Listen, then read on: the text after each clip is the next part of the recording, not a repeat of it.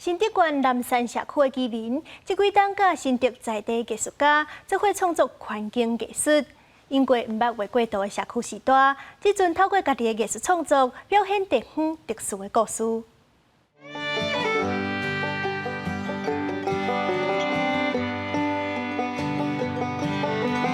社区时代透过画图笔画出心目中的家乡，搁找老师来上课，互家己更加明白故乡。新德县这几档推动社区生活艺术振兴的计划，希望地方民众唔但对家乡有认同感，也展现出地方特色。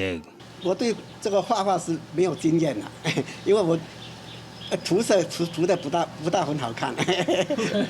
也是刚学习而已。他们从来也不曾有画过图，有垂染啊，他们也不曾有垂过染，所以他们都很高兴，很乐意来上这个课。来参加活动的社区是大人，对课程拢感觉真趣味，也真欢喜，会使保存家己的艺术创作，透过记录在地生活故事，后代子孙看会到。推动艺术就是生活，生活就是艺术，这样子的一个概念，让艺术呢能够融入在我们居民的生活当中。未来社区也有规划导览活动，带有兴趣的民众直接行入去社区，了解在地故事。记者狄君和新德报道。